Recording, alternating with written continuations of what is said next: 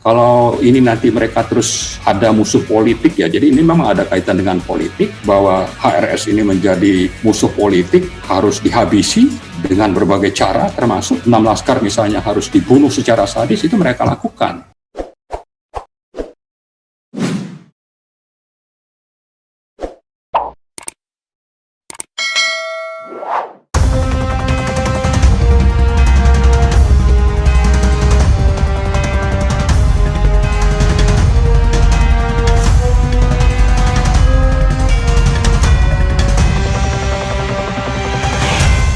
Assalamualaikum warahmatullahi wabarakatuh, Sobat Era sekalian. Jumpa lagi kita di channel yang keren ini, Keren Cadas ya. Kali ini saya punya tamu istimewa. Beliau adalah koordinator Badan Pekerja Tim Pengawal Peristiwa Pembunuhan 6 Laskar EPI atau 6 pengawal Habib Rizik ya, atau Rizik Syihab atau Habib Rizik Syihab ya. Beliau adalah Marwan Batubara. Assalamualaikum warahmatullahi wabarakatuh, Bang. Waalaikumsalam, Pak RH. Jangan panggil Pak, tua banget. Bang RH. Oke. Panggil Bang boleh, panggil Bung boleh, panggil nama saja boleh. Apa kabar, Bang? Apa kabar, Bang? Alhamdulillah, baik Bang, baik Bang. Oke, saya kira Bang Marwan ya agak ngeri-ngeri sedap juga ya setelah mengumpulkan data, fakta, analisis, dan kemudian meluncurkan buku. Judulnya apa persisnya? Buku itu? Judulnya Buku Putih Pelanggaran HAM Berat Pembunuhan 6 Pengawal HRS. Woi, jadi saya ulangi, Buku Putih Pelanggaran HAM Berat 6 pengawal HRS ya, 6 pengawal pembunuhan 6 pengawal Habib Rizik Syihab ya. Jadi dari judulnya saja ada 2 kesimpulan. Kesimpulan pertama itu adalah pelanggaran HAM berat ya, dan sekaligus mungkin menjawab Prof Mahfud MD jangan-jangan ya. Yang kedua adalah itu adalah peristiwa pembunuhan ya, sesuai dengan namanya TP3. Saya awalnya pengen tanya begini, tapi tetap saya tanya ya, Bang. Setelah Abang membuat buku ini bersama tim ya dan meluncurkannya, jadi Abang yakin berapa persen bahwa ini by accident, bukan, atau by design, bukan by accident? Kalau dibilang 100% mungkin ada unsur arogansi di situ. Ya mungkin 99% lah. 99% yakin bahwa ini by design ya. Ya. Artinya ini tidak hanya terkait dengan pelaku lapangan yang spontan, begitu ya? Ya, betul. Bisa saja yang ditarget itu seseorang. Ya. Tapi gagal, kemudian gantinya ya mereka ini gitu. Cuma ya itu kan terjadi dalam satu rencana dan peristiwa yang sama.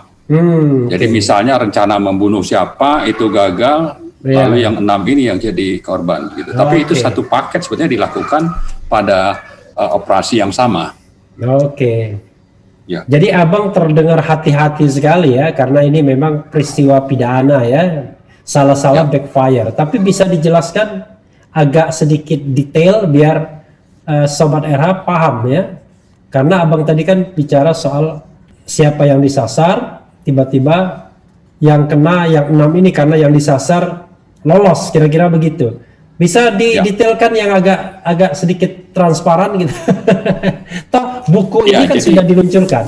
Ya, jadi sebetulnya kita mengapa menyatakan ada pelanggaran HAM berat itu menurut undang-undang yang ada, terutama Undang-Undang Nomor 26 Tahun 2000 tentang Pengadilan HAM.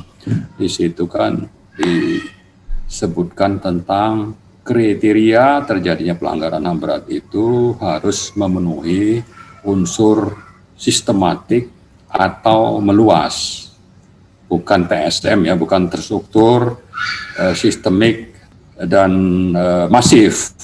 Kalau itu TSM ya, itu adanya di MK, di pemilu, sistem pemilu.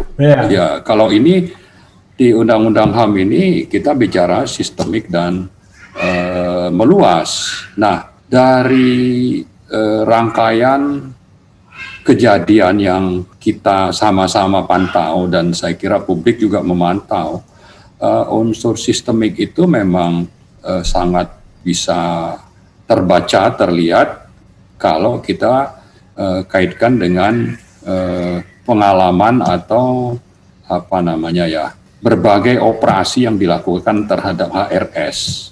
Ini memang sistemik. Nah, sistemiknya inilah yang membuat keyakinan kita tadi bahwa terjadi pelanggaran HAM berat karena prosesnya bukan saja misalnya terjadi pada malam tanggal 4 kalau tidak salah ya, 4 Desember itu saja. Tanggal 7 atau Bang. 7 ya, bukan tanggal 7 saja, tapi tanggal 4 Desember sendiri itu ada peristiwa, misalnya di Megamendung, ada juga misalnya aparat yang tertangkap sehari sesudahnya. Nah, ini satu rangkaian sebetulnya yang bisa menunjukkan bahwa terjadi peristiwa yang sistemik tadi, sehingga bisa memenuhi kriteria pelanggaran HAM berat itu. Saya kira itu yang membuat kita yakin dan kita bisa menuliskan rangkaian peristiwa yang sistemik itu dalam buku TP3 ini. Kalau diurut membacanya sesuai dengan bab yang menguraikan hal-hal yang sistemik itu dalam buku, yaitu kita punya 5 bab. Pertama, bab pendahuluan. Kedua, tentang kronologi peristiwa pembunuhan. Kemudian yang ketiga, profil korban. Yang keempat, anotasi laporan Komnas HAM. Kelima, analisis dan pendapat hukum, terutama kita bicara tentang Undang-Undang nomor 39 tahun 99 tentang HAM dan Undang-Undang nomor 26 tahun 2000 tentang pengadilan HAM. Seperti itu, Pak. Mungkin Bang, tadi tadi kan sistemik ya. Yang kedua meluasnya seperti apa? Jadi gini, yang dipersyaratkan dalam undang-undang, terutama itu pasal 7 dan 9 Undang-Undang 26 itu, kita bukan bicara dan di sini, sistematik atau meluas. Jadi alternatif ya, bisa kumulatif, bisa alternatif. Ya. Betul. Nah, kita bisa menunjukkan tentang terjadinya rangkaian peristiwa yang terkait dengan HRS dan 6 pengawalnya ini, bahwa ada rangkaian peristiwa yang sistematik tadi.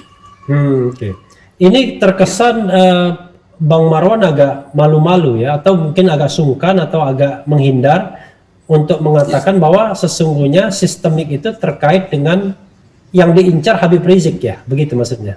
Kelihatannya memang begitu.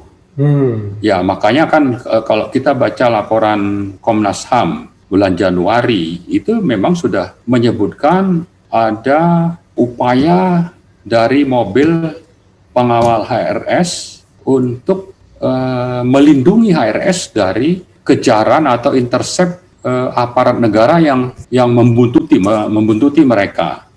Sebetulnya yang dilakukan pengawal itu ya memang namanya pengawal, ya harus mengawal supaya yang dikawal itu terlindungi. Tapi menurut Komnas HAM itu malah si ini disalahkan melakukan intercept dan itu menjadi alasan misalnya untuk mereka dianggap bersalah.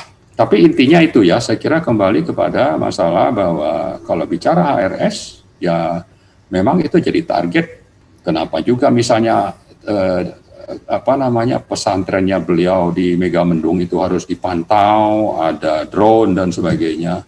Lalu berangkat tanggal 6 atau 7 itu juga dibuntuti dan itu menjadi target, kelihatannya begitu. Ada indikasi lain yang bisa mengarahkan bahwa memang target itu memang Habib Rizik. Misalnya fakta dan data yang ditemukan TP3? Itu bisa dilihat nanti di mana, di bab 2 ya. di bab 2 tadi tentang kronologi. Jadi di situ bisa diikuti sebetulnya apa saja ini yang terjadi atau yang dilakukan oleh aparat negara terhadap HRS. Tidak sekedar kita bicara 6 laskar ini. Dan sebetulnya setelah peristiwa pembunuhan itu kan HRS tetap saja menjadi objek yang harus kalau perlu ya ditahan bertahun-tahun, meskipun sebetulnya pelanggaran yang dilakukan itu tidak harus dihukum dengan sanksi yang berat, dan faktanya kan banyak pejabat negara termasuk Presiden Jokowi dan anaknya sendiri melakukan hal yang sama seperti yang dilakukan oleh HRS, tapi justru HRS tetap jadi target. Artinya memang ini terus akan berlanjut. Saya tidak tahu siapa yang mesan, bagaimana kok sampai begitu dendamnya terhadap HRS. Nah, sementara dari TP3 ini sebenarnya kita bukan anggota FPI, kita bicara kemanusiaan dan keadilan saja, bahwa ini jangan mentang-mentang berkuasa lalu hukum itu dipakai begitu tajamnya kepada HRS, dan sampai-sampai kalau memang 6 orang itu harus dibunuh secara sadis, itu mereka lakukan. Ini yang saya kira tidak bisa kita terima. Kalau ini nanti mereka terus ada musuh politik ya, jadi ini memang ada kaitan dengan politik, bahwa HRS ini menjadi musuh politik, harus dihabisi dengan berbagai cara, termasuk 6 laskar misalnya harus dibunuh secara sadis, itu mereka lakukan. Dan ini ada fakta-faktanya yang bisa kita tunjukkan. Jadi mereka itu siapa, Bang? Saya kira inilah yang kita coba rangkai dalam buku ini, dan memang kita tidak dalam kapasitas untuk menunjuk atau menyebutkan siapa. Tapi kalau pengadilan berjalan secara objektif, transparan, sesuai dengan aturan yang berlaku, sebetulnya otomatis itu mereka bisa membuktikan, ya. Abang menyebut aparatur negara, memang itu bagian dari negara pastinya yang melakukan.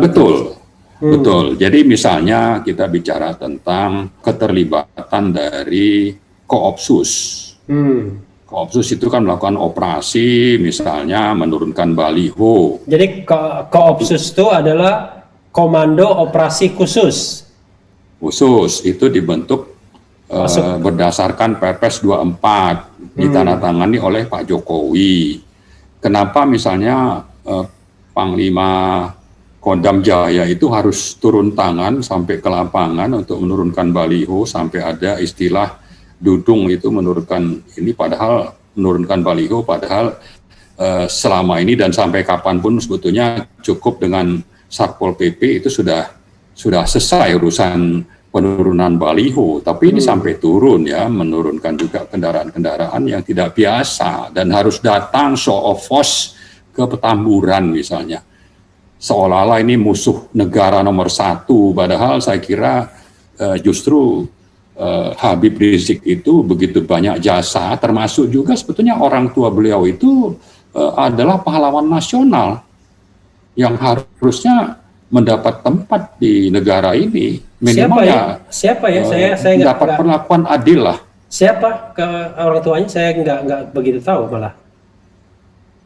Ya, saya lupa namanya, ya yang jelas Shihab lah ya, karena Habib itu kan. Tapi memang punya jasa untuk Republik ini.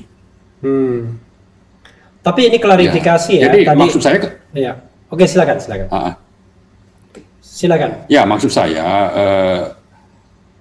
bahwa kalau sampai ada Koopsus ya untuk seseorang yang sebetulnya toh beliau itu siap untuk bicara, siap untuk misalnya rekonsiliasi kalau ada sesuatu, dan dalam pembelaan kasus beliau misalnya di Pengadilan Jakarta Timur itu kan juga diungkap bagaimana pejabat-pejabat negara dari BIN dan Polri itu mendatangi beliau di Mekah untuk terjadinya rekonsiliasi.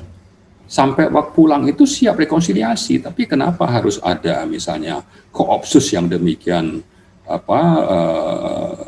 demonstratif ya, turun dengan kendaraan yang seolah-olah ada teroris atau akan ada perang yang sebetulnya yang terjadi yang dibutuhkan tidak sampai seperti itu. Jadi saya klarifikasi dulu, kalau koopsus itu yang bawa senjata, bawa kendaraan ya, baru apel di depan Petamburan membunyikan kendaraannya kan, sirene. Sementara kalau Pangdam Jaya Dudung itu yang menurunkan baliho ya. Jadi ada dari Kodam dan ada dari Koopsus kan sebenarnya kan. Betul. Ya, jadi biar tidak kan, karena tidak campur ya, betul. Ya, Koopsus sama betul. Kodam kan berbeda kan. Koopsus pasukan yang langsung dibawa presiden kan kalau Koopsus. Ya. Kalau Kodam, saya cuma ingin mengatakan bahwa ada Koopsus, ada Pangdam ya, ada Kapolda. Itu kan sebetulnya dalam kasus HRS yang juga akhirnya memakan 6 korban ini, itu lembaga-lembaga itu memang terlibat kuat untuk menunjukkan adanya unsur sistematik tadi gitu. Tapi apa yang disampaikan Pak Amin agak berbeda sedikit ya, karena Pak Amin mengatakan bahwa secara kelembagaan TNI dan Polri tidak terlibat.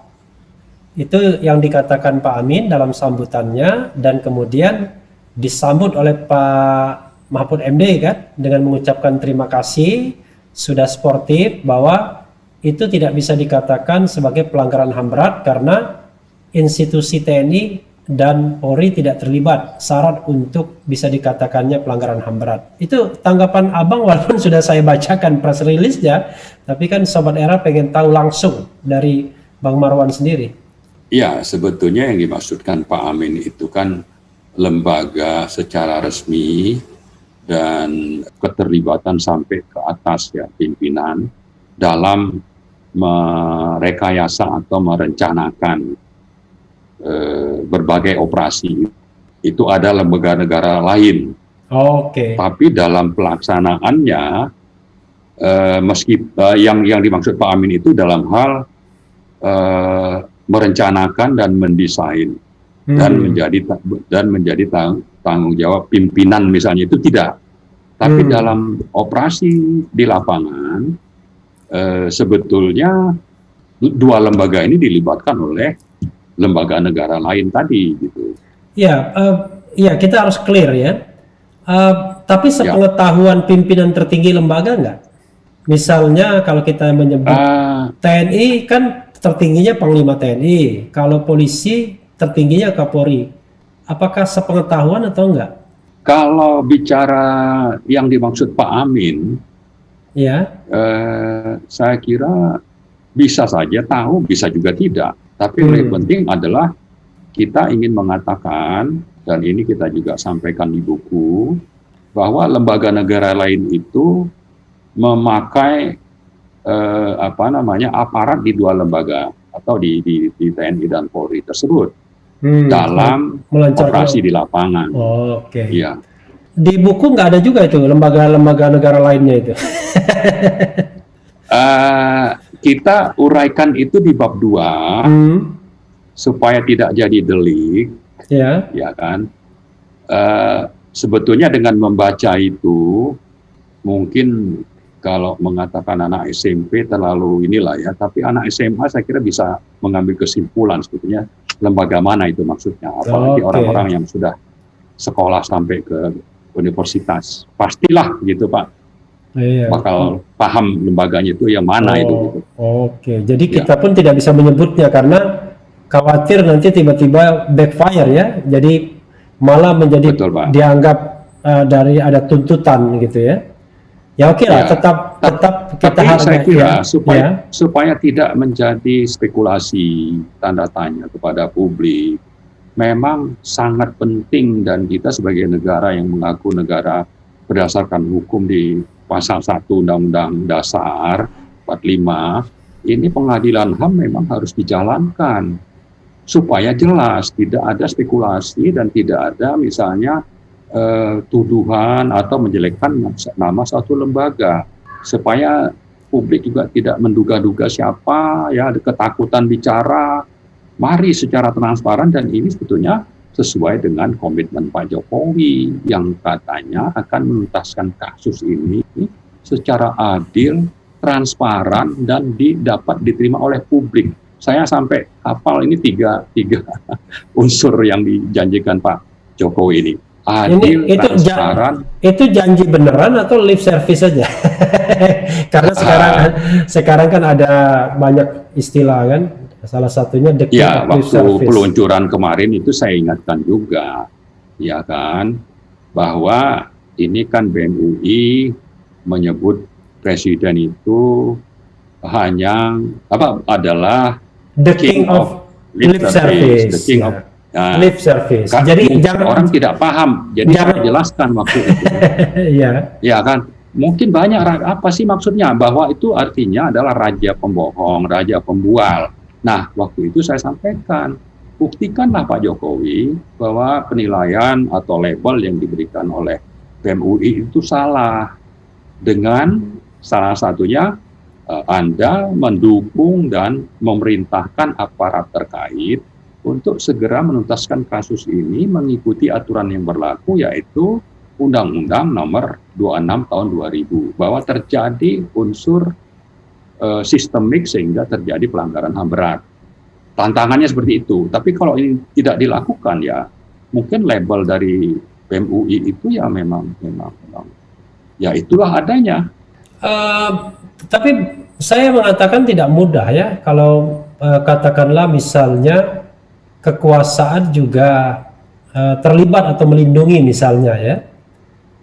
Karena begini, kalau Bang Marwan tadi mengatakan bahwa lembaga yang terlibat, bukan orang ya, tapi lembaga terlibat, firm, lembaga. Ya, maksudnya lembaga itu, orang itu ada di lembaga itu. Iya, tapi maksudnya orang atau kelembagaan yang resmi, yang terlibat.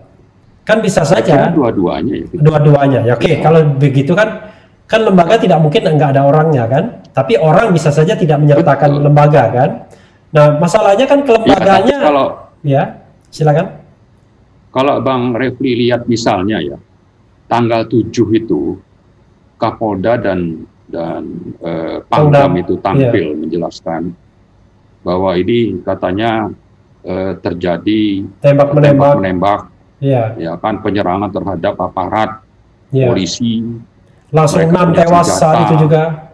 6 tewas. Ya, itu kan sebetulnya bisa saja kita bisa bilang dua-duanya itu ada unsur lembaganya, ada orangnya di dalam. Dan sekarang mereka bilang itu 3, padahal itu juga diproses melalui proses hukum yang tidak kredibel, yang memang direkayasa, yaitu mereka melanjutkan proses terhadap 3 tersangka itu atas dasar laporan Komnas HAM yang diterbitkan 6 atau 7 Januari yang menyatakan ada 4 yang terbunuh, 2 ini karena itu saya lupa detailnya, tapi itulah yang menjadi dasar, padahal laporan itu sendiri bukan merupakan laporan penyelidikan. Itu hanya hasil pemantauan. Ya, sekadar mengingatkan bahwa laporan Komnas HAM itu yang jelas 2 meninggal dalam tembak-menembak katanya. Kemudian 4 meninggal dalam penguasaan petugas. Betul. Ya. Dan petugas mengatakan mereka ditembak karena mereka melawan ketika naik mobil Xenia untuk dibawa ke Polda Metro, kan begitu. Ya, memang ceritanya banyak juga kejanggalan-kejanggalan yang terjadi ya. Tapi sekali lagi saya hanya ingin mengatakan bagaimana kita meminta presiden untuk turun tangan ya. Sementara misalnya ada spekulasi lembaga yang terlibat justru lembaga yang mungkin langsung dibawa presiden. Ya, malah itu lebih gampang ya. Kan selalu pemerintah itu bilang, oh masalah hukum kami tidak terlibat. Ini beda ranahnya. Tapi yang menjadi pimpinan dari lembaga tersebut kan di bawah kendali presiden. Misalnya Kapolri yang ngangkat itu kan, atau itu kan strukturnya dalam pemerintahan kita itu di bawah presiden. Sama juga misalnya dengan kejaksaan yang angkat presiden. Iya, maksud Mestinya saya bisa kalau berminat. Iya, maksud saya ada persoalan, mungkinkah mereka melaksanakan sebuah kegiatan yang katakanlah ngeri-ngeri sedap seperti ini, misalnya ya, tanpa melapor kepada presiden gitu. Bisa saja Pak seperti itu ya. Tapi kalau kita kembali tadi ke lembaga yang namanya Koopsus, itu kan lembaga ini kan berada di bawah kendali presiden. Dan kalau mereka melakukan itu tanpa misalnya perintah, yang namanya tanggung jawab kan tetap aja ada di presiden. Ya kan? Ya, justru saya ingin mengatakan, mungkinkah mereka itu misalnya tidak ngelapor dalam konteks seperti ini? Ya itu mungkin saja Pak, mungkin saja. Tapi kalau bicara tanggung jawab, masalah nyawa orang, masalah kemanusiaan, apalagi dengan sadis, ya kan, tidak melapor tapi tanggung jawab itu tetap ada di atasan juga gitu. Ada porsinya masing-masing kan. Ya. Iya, tanggung jawab presiden harusnya seperti apa bagi tim TP3? Ya minimal kalau memang mengatakan ingin menuntaskan kasus secara adil, transparan, dan diterima oleh publik, wewenang yang dimiliki untuk bisa terwujudnya pengadilan HAM itu bisa dilakukan oleh presiden. Apa wewenangnya untuk supaya ini bisa terwujud misalnya.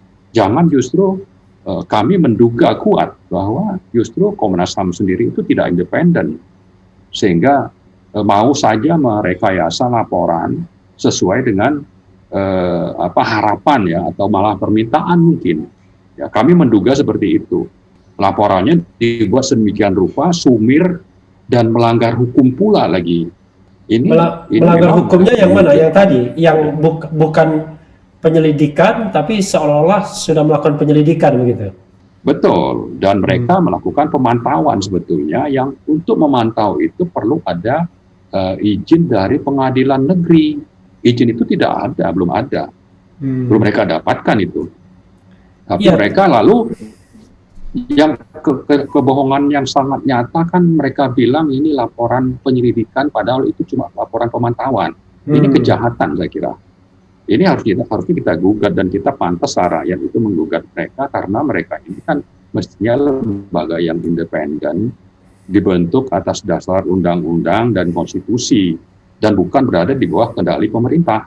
Tapi justru mereka terlibat untuk merekayasa agar misalnya kasus ini sedemikian rupa sehingga bisa meloloskan pelakunya itu dari pengadilan HAM.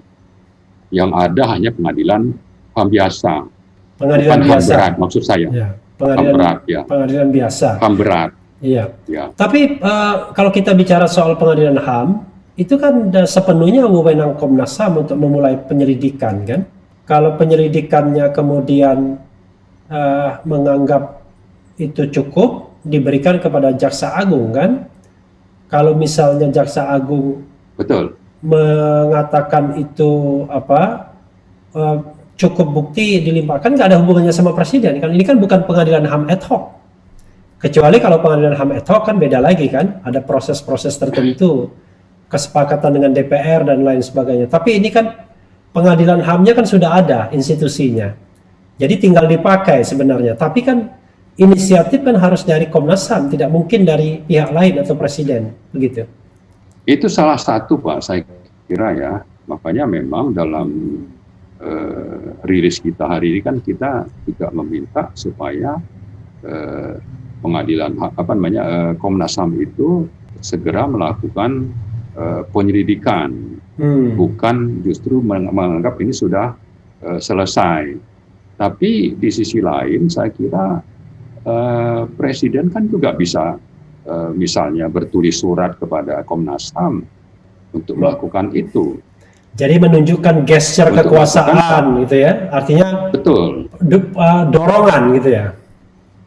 Iya, dorongan. Atau juga tadi kalau kita sebut-sebut lembaga negara ini ya harus direlakan misalnya kalau memang terlibat oleh presiden untuk jangan justru dilindungi, harapan kita kan seperti jadi itu. Presiden jangan bersikap melindungi, memberikan green light, lampu hijau dan perlindungan terhadap Komnas HAM misalnya, bahwa mereka bisa bekerja secara independen begitu ya. Itu yang diharapkan. Ya, betul, Bang. Yakin Bang Marwan bahwa ini akan tuntas pada era pemerintahan Presiden Jokowi soal ini? Memang banyak yang pesimis. Saya nggak tahu menjawab yakin atau tidak, tapi banyak yang pesimis. Tapi saya kira TP3 optimis dan sebetulnya dengan kebesaran hati Pak Jokowi, lalu juga bahwa beliau ini bukanlah raja pembohong, maka kita yakin. Tidak seperti yang dituduhkan misalnya oleh BEM UI, ya yakinlah kita bahwa. Jadi sebenarnya jawaban Bang Marwan ini bukan yakin, ini jawaban yang diplomatis ini. Jadi mudah-mudahan Pak Jokowi dengar juga lah itu. Harapan kita kan. Ya, tapi masalahnya ya kalau saya lihat hanya TP3 saja yang peduli lagi soal ini. Kalau lembaga-lembaga lainnya ya keep silent. Sebagai contoh DPR misalnya. Saya menganggap misalnya harusnya kan cukup alasan untuk membentuk katakanlah angket ya kan, panitia angket untuk melakukan penyelidikan kan, seperti itu. Karena diduga ada pelanggaran hukumnya kan. Jauh lebih penting dibandingkan angket KPK dulu ya kan, dan lain sebagainya. Atau angket Pelindo yang paling lucu, angket Pelindo 2 dulu. Tapi DPR keep silent, baik lembaga maupun anggotanya tidak pernah lagi ngomong. Kemudian LSM atau NGO yang awalnya concern juga tidak pernah bersuara lagi soal 6 laskar FPI atau 6 laskar pengawal HRS ini. Hanya TP3 saja Bang Marwan yang tetap bersuara begitu. Sepertinya dorongan atau energi untuk menuntaskan kasus ini lemah sekali. Bahkan tersangkanya saja yang diduga, yang katakanlah entah tersangka benar atau enggak, itu nggak ditahan juga begitu. Ya, jadi kalau kita melihat bahwa kasus ini memang syarat dengan kepentingan politik, terutama kalau bicara pemerintah dan HRS, ini kasus aspek politiknya cukup kental. Lalu DPR itu lembaga politik, juga justru politiknya kental. Kalau DPR memang itu ada pada sisi pemerintah sebagai partai pendukung, memang kita tidak banyak berharap. Harapan kita memang lebih kepada partai oposisi. Tapi oposisi juga pakai perhitungan politik. Kalau ini mau diangkat sebagai isu yang berbeda dengan pemerintah, untung rugi politiknya bagi mereka itu apa?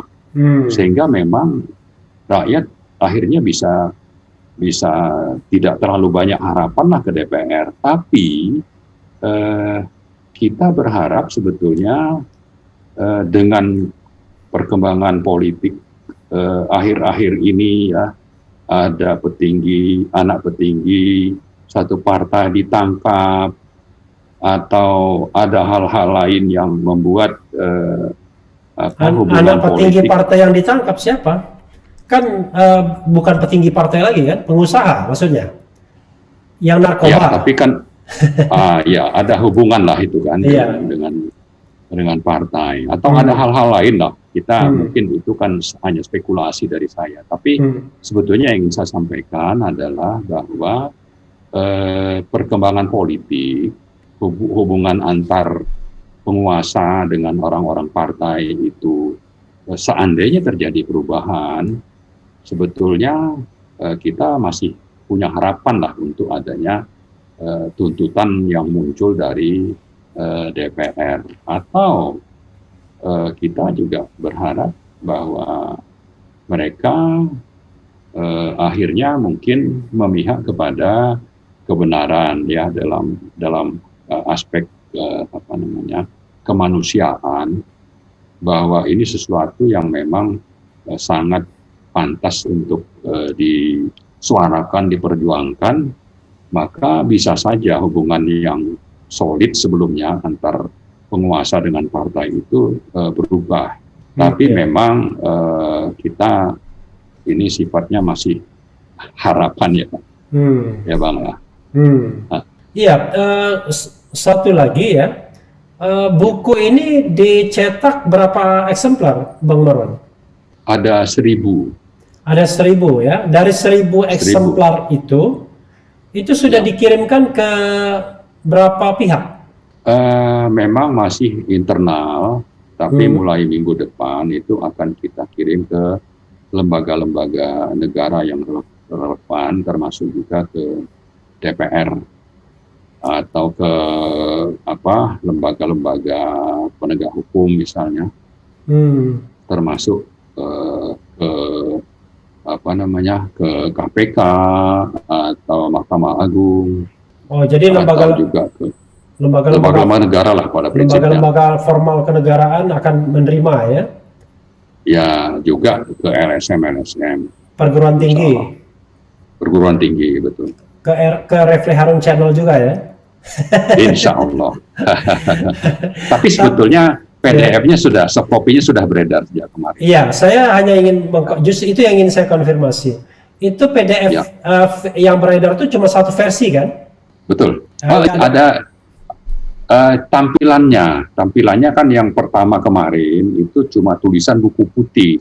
Iya. Tidak terlalu jelas nih buku putih apa. Lalu tadi kita rubah tampilannya untuk menunjukkan bahwa ini adalah buku putih pelanggaran HAM berat, pembunuhan 6 pengawal HRS. Oh, tapi yang lainnya tidak ada perubahan ya? Tidak, itu cuma tampilan supaya orang tahu ini apa. Oke. Kalau buku putih orang nggak tahu ini isinya apa gitu. Iya. Tapi konten sama, Bang. Konten sama ya. Jadi versi PDF dan versi cetak itu bisa dikonfirmasi sama ya? Sama. Termasuk juga halaman-halamannya sama ya? Sama. Nah, versi PDF-nya ini bisa disebarkan kemana-mana kalau ada orang minta. Kemana-mana.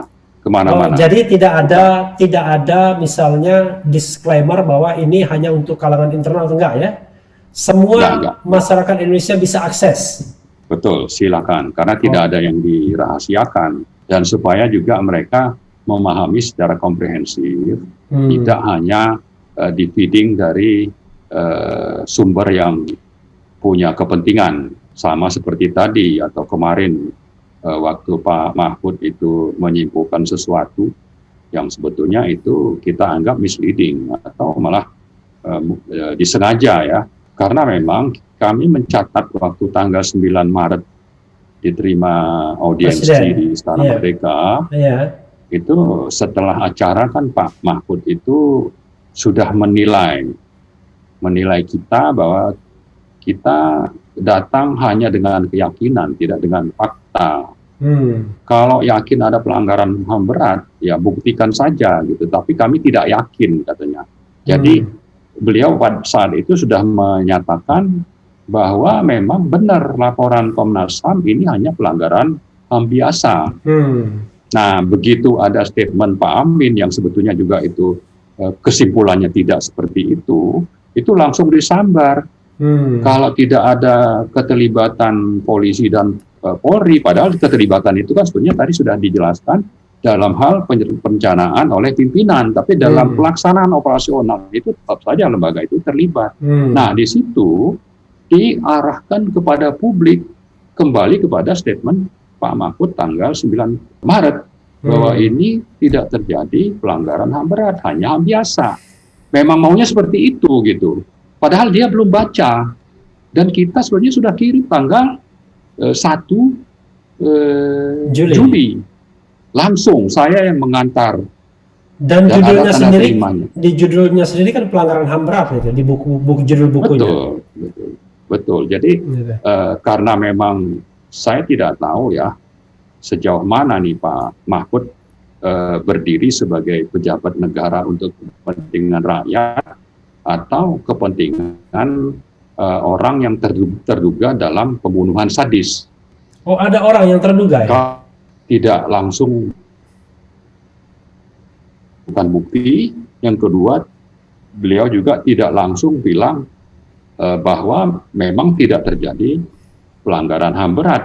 Padahal kalau beliau sempatkan baca, dan saya kira harapan kita kan sebetulnya kalau diundang untuk datang dan punya bukti-bukti lalu sudah kita kirim, beliau kan mestinya baca dan mestinya bisa objektif.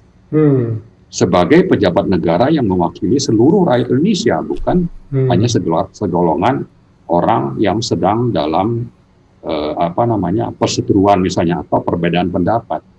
Iya, tapi balik lagi ya, kalau dilihat misalnya orang seperti Pak Mahfud saja terlihatnya enggan ya, artinya belum apa-apa sudah defensif ya kan ada terkesan defensif gitu. Bahkan ibaratnya kan agak lucu juga ketika dia mengatakan tolong buktikan dan lain sebagainya, kan bagaimanapun TP3 bukan lembaga penegak hukum. Ya. Kalaupun membawa tulisan dan lain sebagainya kan itu kan nggak bisa dibilang bahwa itu barang bukti atau alat bukti kan, itu baru semacam mungkin petunjuk kan begitu. Betul. Nah, kan bisa petunjuk ini bisa menjadi alat bukti ya, barang bukti kalau diproses hukum kan begitu. Betul. Nah, sejauh ini ada upaya untuk beraudiensi lagi dengan Komnas HAM agar mendesak mereka segera meluncurkan proses penyelidikan. Karena begini, ini kan ada paradoks. Paradoksnya adalah TP3 ini justru dalam tanda kutip menegasikan Komnas HAM. Saya membayangkan lembaga yang dinegasikan apa mau melakukan tugas penyelidikan ya, gitu. Ya, menegasikan itu kan sebetulnya ingin menunjukkan kepada publik bahwa mereka merekayasa laporan, mereka melakukan kebohongan publik untuk membuat kesimpulan bahwa ini hanya pelanggaran HAM biasa. Itu yang ingin kita klarifikasi, dan kita kan siap sebetulnya berkali-kali kita sudah menantang untuk secara terbuka membahas penilaian itu. Ya, jadi bukan mau berseteru, tapi ingin menyampaikan kepada publik apa yang dilakukan oleh Komnas HAM, dan mestinya Komnas HAM itu kan memihak publik, bukan memihak kepada pemerintah yang sejauh ini kami menilainya seperti itu. Penilaian kami adalah mereka memihak pemerintah, melindungi pelaku pelanggaran HAM berat, dan merasa bahwa ini sudah mereka sangat confident karena Presiden sendiri termasuk Pak Mahfud kan sudah berulang-ulang menyatakan kami cuma dari Komnas HAM, ya kan? Padahal tadi kembali kepada hal yang basic, yang dilakukan Komnas HAM itu tidak sesuai dengan aturan. Dan Pak Mahfud sendiri coba menggiring publik dengan mengatakan bahwa kalau mau mengatakan ini sebagai pelanggaran HAM berat, maka unsur TSM harus terpenuhi. Padahal itu tidak benar. Ya, belum pernah kita dengar Pak Mahfud itu meralat kesalahan fatal yang saya tidak tahu apakah disengaja atau karena tidak tahu. Tapi apapun itu, karena tidak tahu atau tidak sengaja, Pak Mahfud harus klarifikasi bahwa sebetulnya kriterianya itu adalah hanya apakah itu sistematik atau meluas. Dan bagi TP3 ini sistematik, ya. Sistematik, dan bukan, saya kira nanti kalau pengadilan itu benar-benar terjadi atau oleh lembaga atau akademisi atau kampus-kampus kalau mau mengkaji secara terbuka juga, kami sangat yakin mereka akan kesimpulannya itu akan ke sana bahwa ini pelanggaran HAM berat. Ada kesan ya kita ini hidup dalam ketakutan ya untuk mengungkapkan sebuah peristiwa yang melibatkan lembaga tertentu yang katakanlah punya potensi untuk melakukan katakanlah tindakan-tindakan koersif ya, tindakan-tindakan kekerasan ya atas nama negara seperti itu. Dan sepertinya terulang kembali ya, sama seperti kasus Munir ya, mungkin juga kasus Novel Baswedan gitu.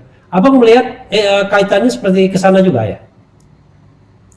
Seperti itu kelihatannya. Dan itu juga sebabnya kita sangat berharap ya DPR terutama itu berani untuk bersuara dan memanggil pihak-pihak yang memang menjadi partner atau yang dicurigai terlibat dan sebagainya dalam masalah-masalah hukum ini. sejak yang dulu sampai yang sekarang yang 6 pengawal HRS ini. Jadi memang salah satu yang kita harap sebagai kunci ya, lembaga kunci itu ya setelah presiden ya DPR. Maka sementara ini kasus syarat dengan kepentingan politik. Lembaga-lembaga di DPR, lembaga DPR ya lembaga politik. Jadi harapan kita ada sesuatu yang terjadi, entah itu pergeseran politik atau huru-hara politik, sehingga dengan begitu akhirnya DPR mau bersuara atau mau melakukan fungsinya yang seharusnya mereka jalankan menurut undang-undang. Tapi kalau kita bicara bicara dalam kondisi normal ya, kita tahu bahwa kasus Munir itu kan di masa akhir pemerintahan Megawati, menjelang katakanlah pelantikan SBY sebagai presiden kan begitu. Tapi selama 10 tahun memerintah, walaupun ada pengadilan terhadap kasus Munir dan pelakunya juga dihukum, tapi kan publik tidak yakin bahwa itu selesai, tuntas, sama seperti novel Baswedan begitu. Apakah nanti dalam pemerintahan Presiden Jokowi yang masih tersisa 3 tahun ini, skenario yang sama yang akan terjadi juga? Bahwa ada pengadilan, tapi tadi pengadilannya tidak tuntas, yang dihukum siapa, pelakunya siapa, gitu. Apakah akan mengarah ke sana juga? Karena yang lama yang lama belum selesai, apalagi yang baru. Kelihatannya memang begitu ya. Kelihatannya bakal begitu juga nanti. Tapi kita berharap ada sesuatu yang berbeda lah. Karena memang kenapa hampir sama itu, kita bicara soal kekuasaan, politik dan oligarki. Ya mungkin oligarki ini masih berperan ganti presiden, tapi oligarki mungkin tetap, terutama masih dominan juga gitu. Kalau kita bisa belajar dari kasus PLBI juga sebetulnya kan seperti itu. Ya tidak tuntas-tuntas, ganti ini ya ganti presiden ini juga tidak bisa dituntaskan karena memang oligarki cukup kuat berperan. Ya, jadi nanti saya bisa simpulkan dong Bang, kalaupun nanti presiden berganti, oligarkinya remains tetap, ya kasus ini mengambang begitu aja nanti, menguap, jangan-jangan malah menguap. Ya, tapi itu kan sikap yang pesimis, Bang Refli.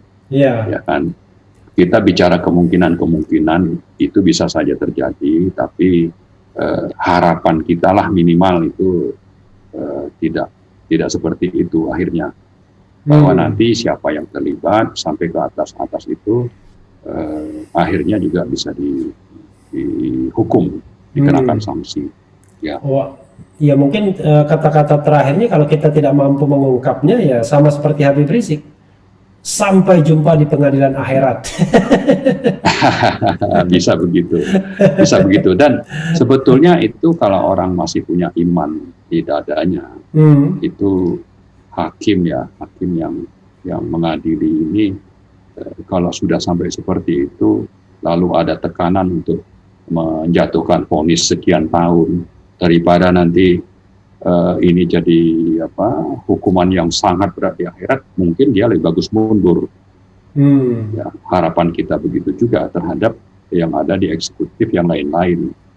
Ya, jadi ada selain tadi bahwa kita mungkin pesimis, tapi ada harapan. Tapi yang penting adalah kalau orang ingat adanya hidup setelah mati, harapan kita itu juga bisa membuat mereka itu berpikir untuk akhirnya bisa menuntaskan kasus ini sesuai dengan aturan yang berlaku.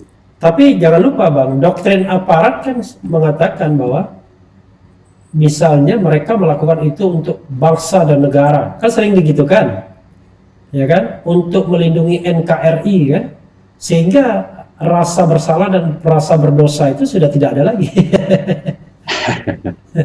Ya. Memang bisa begitu Bang, tapi ya inilah ya, jadi namanya ini kita terlalu banyak berandai-andai. Tapi saya kira berandai-andai pun itu harusnya tidak membuat kita surut untuk terus melakukan advokasi. Oke. Ya. Artinya TP3 akan terus mengejar sampai kapanpun soal ini. insya Allah, dan dengan buku sebetulnya kan kita berharap makin banyak orang paham. Ya, sama seperti waktu BEM UI bulan lalu bicara tentang Raja Pembual misalnya, itu kan sendirian. Tapi setelah seminggu 2 minggu itu kan puluhan atau malah ratusan BEM seluruh Indonesia itu sama sikapnya dengan BEM UI akhirnya gitu. Nah, ini juga kita harapkan seperti itu. Nah, Pak Jokowi, harapan kita sebelum nanti ada suara semakin kencang di publik ya, atau adanya gerakan-gerakan, ya mari tunjukkan bahwa beliau adalah pemimpin untuk seluruh rakyat dan kembali ingat kepada komitmen di tanggal 9 Maret itu untuk akhirnya nanti tadi ya mendorong Komnas HAM, memerintahkan lembaga di bawah kendalinya untuk mendukung supaya proses hukum itu memang akhirnya bisa terjadi, terutama kita bicara tentang pengadilan HAM. Iya, saya membayangkan pemerintah pasti sedang kasak kusuk ini. Bagaimana memperlakukan, menyiapkan strategi dalam menghadapi jurus-jurus TP3 ini, jangan-jangan ya? Ya, kita sebetulnya juga sudah menyiapkan berbagai jurus yang kita tidak buka di sini. Ya, saling adu jurus aja nanti. Karena satu jurus kan sudah dikeluarkan Pak Mahfud ya kan? Mau mementahkan bahwa itu bukan pelanggaran HAM berat ya kan? Nah, kita tidak tahu lagi jurus yang mana lagi ya. Ya. Tapi terakhir Bang ya. Ya, tapi kan jurus. Ya. Silakan. Jurus Pak Mahfud itu kan sudah kita jawab juga tadi kan. Oke. Jadi jurus dijawab dengan jurus. Dengan jurus, insya Allah. Bang, ini terakhir ya. Sebelum final statement dari Abang. Ini mohon maaf ini kan kita ini bicara hal yang ngeri-ngeri sedap ya. Nah, sebagai manusia ya kita punya rasa takut juga pasti kan mengungkapkan hal seperti ini, karena yang kita hadapi adalah barangkali ya sebuah kekuatan yang memiliki fasilitas, senjata, perlindungan hukum ya kan, semuanya lah ya kan. Sementara Abang dan teman-teman ya, atau termasuk saya juga misalnya yang menginterview Abang ini kan masyarakat sipil biasa yang tidak punya kekuatan apa-apa. Jadi Abang merasa takut nggak soal berhadapan dengan resiko atau kemungkinan itu? Kalau saya bilang tidak ada rasa takut, itu saya sombong. Jadi rasa takut itu jelas ada. Tapi di sisi lain kan ini ada perintah agama. Kita kalau bicara amar ma'ruf nahi mungkar, ini bicara nahi mungkarnya, ini kan perintah agama. Lalu kalau sudah tidak ada yang lain, ya ini kan menjadi semacam fardu kifayah untuk kita ya, untuk yang punya kesadaran, maka ya sudahlah, bismillah saja. Ada ketakutan, tapi karena ini perintah Allah, ya kita jalan sesuai kemampuan, tapi dan penuh perhitungan, dan harapannya juga kita harus konsolidasi, tidak sendirian. Dan kebetulan masih cukup banyak lah orang-orang yang punya komitmen untuk melakukan nahi mungkar itu. Jadi saya kira atas dasar itu meskipun takut, kita insya Allah akan terus melangkah, dan harapannya dengan begitu nanti Allah juga akan memberi perlindungan. Karena kita memang tadi Bang Refli bilang kita cuma masyarakat sipil, tidak punya senjata, tidak punya aparat bawahan untuk bisa disuruh-suruh, ya kan, orang yang sekedar layman lah katakan ya. Tapi tetap bahwa karena perintah tadi kita terus melangkah dengan doa bahwa Allah juga nanti yang akan menjadi tempat kita berserah diri, dan dengan begitu nanti Allah memberikan perlindungan kepada kita. Amin. Tapi selama proses setelah press conference kemarin, pernah dapat ancaman telepon gelap atau WA gelap, Abang? Nggak ada. Nggak ada ya, alhamdulillah ya. Saya nggak tahu apakah saya harus mengucapkan alhamdulillah.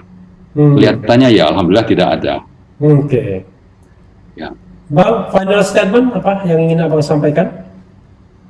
Ya, sebetulnya sejak peristiwa pembunuhan sadis itu terjadi tanggal 7 Desember, hampir setiap bulan TP3 itu melakukan berbagai langkah-langkah advokasi, mulai dari kita menulis surat kepada Kapolri, kita datang langsung, kemudian kita menulis surat kepada Presiden, Februari, atau sebelum itu kita membuat pernyataan sikap, menggalang petisi, lalu pernah juga kita melakukan zikir dan doa bersama. Rangkaian acara ini untuk menunjukkan bahwa TP3 akan terus bersuara dengan modus-modus advokasi yang mungkin dijalankan dan bisa kita lakukan. Jadi apapun itu sepanjang ada dan kita mampu lakukan, kita akan terus lakukan. Dan pada kesempatan ini sebetulnya kita berharap orang-orang yang memang punya visi atau keinginan untuk tegaknya hukum di negara ini sama dengan kita, mari bergabung untuk kita melakukan advokasi sebagai kelanjutan dari apa yang sudah kita lakukan sebelumnya. Dengan begitu harapan kita memang hukum dan keadilan bisa tegak di Indonesia ini, tidak sekedar itu tinggal di konstitusi, dalam praktek justru yang terjadi sebaliknya. Dan jangan lupa bahwa kita sendiri bisa mengalami seperti yang dialami oleh HRS atau 6 korban pembunuhan tadi. Ya, jadi sebelum itu ya mari sepanjang kita bisa mampu, mari kita lakukan secara bersama-sama. Insya Allah begitu. Yang ya sebetulnya ini lebih kepada himbauan dan dengan buku putih kami juga berharap siapa-siapa yang masih punya komitmen untuk menegakkan kebenaran demi kemanusiaan itu dipersilakan untuk membaca, mempelajari, memahami apa yang terjadi melalui buku putih yang minimal sudah kami sebar dalam bentuk PDF soft copy. Ya. Mungkin itu sebagai closing statement-nya, Bang.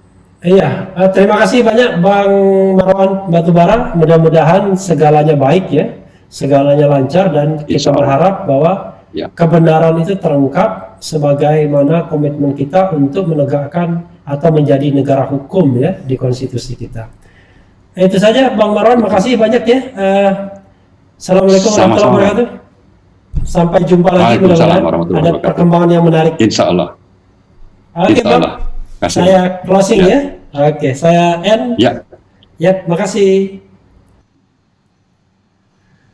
Ya, Sobat Era sekalian, itu tadi interview saya dengan Marwan Batubara ya, Koordinator Badan Pekerja Tim Pengawal Peristiwa Pembunuhan 6 pengawal HRS ya, yang sudah meluncurkan buku Pelanggaran HAM Berat. Ya, pelanggaran HAM berat, peristiwa pembunuhan 6 pengawal HRS.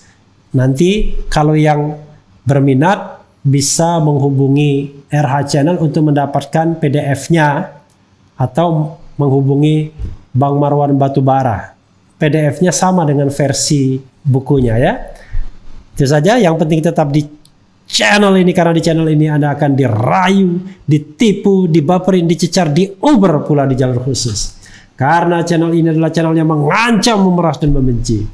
Jangan lupa subscribe, like, comment, and share. Cheers!